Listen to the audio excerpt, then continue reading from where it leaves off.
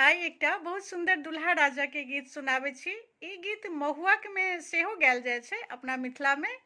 और ई एकटा और होइ छै जे विवाह के चतुर्थी दिन सार और बहिनोई जे खाइ छथिन, जे दिन नमक खायल जाइ छै, ओहो दिन ई गीत गायल जाइ छै और महुआको में गायल जाइ छै।